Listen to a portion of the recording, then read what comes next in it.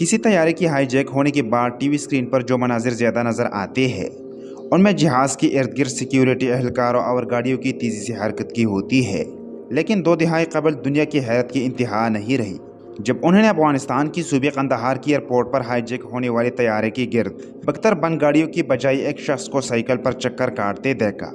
یہ کہانی اس انڈین طیارے کی ہے جسے اڑان بھرنے کے بعد ہائی جیک کیا گیا تھا اور پھر اسے 3 ایئرپورٹ پر اترنے کے بعد قندھار پہنچایا گیا۔ تاریخ میں افغانستان کی صوبے قندھار کی اہمیت کسی طرح بھی کابل سے کم نہیں رہی، مگر 90 کی دہائی سے پہلے بین الاقوامی میڈیا نے اس صوبے کو زیادہ اہمیت نہیں دی تھی۔ تاہم 90 کی دہائی کے دوران جن 2 بڑے واقعات کے باعث یہ علاقہ دنیا کی توجہ کا مرکز بنا رہا، ان میں سے ایک طالبان کا ظہور اور قندھار پر قبضہ، اور دوسرا انڈین ایئر لائن کی طیارے کی ہائی جیکنگ تھی۔ کئی پہلو سے دلچسپ ہونے کے ساتھ ساتھ یہ واقعہ اس لیے بھی مشہور ہے کیونکہ یہ ہوائی سفر کی تاریخ میں طویل ترین دورانیہ کی ہائی جیکنگ میں سے ایک ہے جو 7 دن تک جاری رہی۔ یہ بات ہے 24 دسمبر 1999 کی، جب انڈین ایئر لائن کا طیارہ 804 نیپال کی دارالحکومت کٹھمنڈو سے انڈیا کی دارالحکومت نئی دلی کے لیے اڑا۔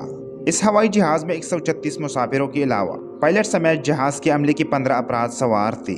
اپنے منزل کی جانب روانگی پر مسافر انتہائی خوش تھے، لیکن ان کی یہ خوشی زیادہ دیر تک قائم نہیں رہی، کیونکہ جب یہ طیارہ انڈین فضائی حدود میں داخل ہوا تو ایک نقاب پوش شخص اٹھا اور کاکپٹ کی جانب بڑھا۔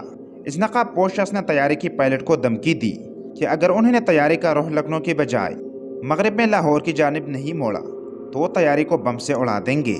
اس کے ساتھ ہی اس کی 4 دیگر نقاب پوش ساتھی بھی کھڑی ہوئی اور جہاز کے مختلف حصوں میں پوزیشن سنبھالی۔ اگرچہ طیارے کی پائلٹ کیپٹن دیوی شرن نے دلی کی بجائے طیارے کا رخ لاہور کی جانب موڑا، لیکن اس سفر کے لیے ان کے پاس ایندھن ناکافی تھا۔ یہ وجہ تھی کہ ہائی جیکروں کے اتفاق سے طیارے کو انڈین پنجاب کے شہر امرتسر میں اتارا گیا۔ انڈین پنجاب شہر کے طیارے کی لینڈنگ پر انڈین پولیس نے ہائی جیکروں کے خلاف کارروائی کی تیاری کی تھی، اور شاید ہائی جیکروں نے یہی خطرہ محسوس کرتے ہوئے طیارے کی پائلٹ کو ایندھن لیے بغیر ہی لاہور کے لیے اڑان بھرنے پر مجبور کیا۔ ابتدائی طور پر پاکستانی حکام نے طیارے کو لاہور میں اترنے کی اجازت نہیں دی اور اس مقصد کے لیے ایئرپورٹ کے تمام لائٹس کو بند کر دیا گیا، لیکن ہائی جیکروں کے دباؤ کے باعث پائلٹس کے پاس ایندھن بھرنے کے لیے لاہور ایئرپورٹ کے سوا کوئی چارہ نہیں تھا، اور بالآخر طیارے کو لاہور ایئرپورٹ پر اترنے کی اجازت دی گئی۔ تاہم ایندھن بھرنے کے بعد پاکستانی حکام نے طیارے کی پائلٹ کو پوری طور پر لاہور ایئرپورٹ چھوڑنے کا حکم کیا۔ لاہور کے بعد یہ طیارہ دبئی ایئرپورٹ پہنچا اور وہاں ہائی جیکروں نے 27 مسافروں کو طیارے سے اترنے کی اجازت دے دی۔ انڈین حکام نے دبئی ایئرپورٹ پر طیارے کو ہائی جیکروں سے چھڑانے کے لیے متحدہ عرب امارات کے حکام سے کارروائی کی اجازت کی درخواست کی، لیکن انہوں نے انکار کر دیا۔ اس کے بعد یہ طیارہ افغانستان کی دوسری بڑی شہر قندھار پہنچا اور ہائی جیکنگ کے اختتام تک وہاں کھڑا رہا۔ لیکن پوری دنیا کو جس چیز نے حیران کیا وہ قندھار ایئرپورٹ پر جو سب سے عجیب و غریب چیز دیکھی گئی وہ یہ تھی کہ ایک شخص کا سائیکل پر ایئرپورٹ آنا اور اسی سائیکل پر طیارے کے گرد چکر لگانا تھا۔ وہاں سیکیورٹی کے فرائض سر انجام دینے والے سائیکل یا موٹر سائیکل پر ہی گشت کرتے تھے۔ پوری دنیا کے لوگ اس بات پر حیران تھی کہ ایسے موقع پر تو بکتر بند گاڑیاں اور سیکیورٹی کی جدید آلات ہونے چاہیے، لیکن یہاں ایسا کچھ نہیں تھا۔ جو شخص زیادہ تر سائیکل پر چکر لگاتا تھا وہ ایئرپورٹ کے علاقے میں پولیس کی اس چوکی رتبے کا اہلکار تھا۔ قندھار ایئرپورٹ پر طیارے کی لینڈنگ کے بعد جب شروع کی پہلے 1-2 روز میں مسئلہ حل نہ ہوا تو طالبان کی جانب سے کسی کارروائی کی آثار نظر آئے۔ اس دوران طالبان کی جانب سے بتایا گیا کہ انڈین حکام کی جانب سے کمانڈو ایکشن کا بھی کہا گیا، لیکن طالبان نے اس بات کی اجازت نہیں دی۔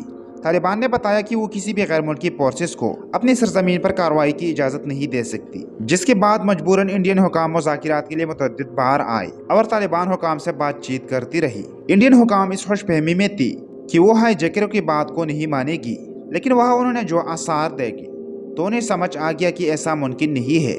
وہ سمجھ گئی تھی کہ وہ پھنس گئی ہے اور اس سے نکلنا ممکن نہیں، جس کے بعد انہیں ہائی جیکروں کے سامنے گھٹنے ٹیکنے پڑے اور بھارتی حکام کو ان لوگوں کو رہا کرنا پڑا جن کی رہائی کے لیے جہاز کو ہائی جیک کیا گیا تھا۔ ہائی جیکنگ کے ڈراپ سین تک قندھار ایئرپورٹ طالبان کے اعلیٰ عہدیداروں اور انڈین حکام کی آمد و رفت کا مرکز رہا۔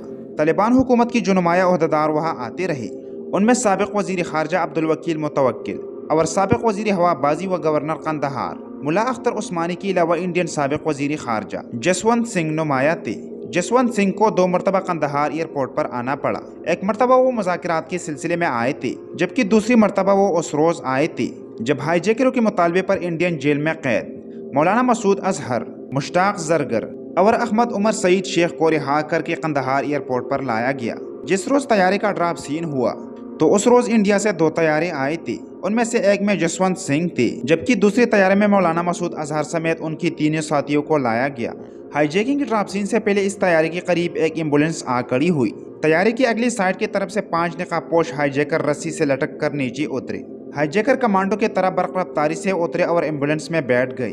मौलाना मसूद अजहर समेत रिहाई पाने वाली इनकी बाकी साथी भी एम्बुलेंस में बैठकर चले गई, लेकिन ये मालूम नहीं हुआ कि ये अपराध एयरपोर्ट से निकलकर किस जानिब चले गई। तहम हाईजैकरों और रिहाई पाने वाली शख्सियात को तालिबानी हुकाम की जानिब से ये हुक्म था कि वो 2 घंटों में अफगानिस्तान छोड़ दें।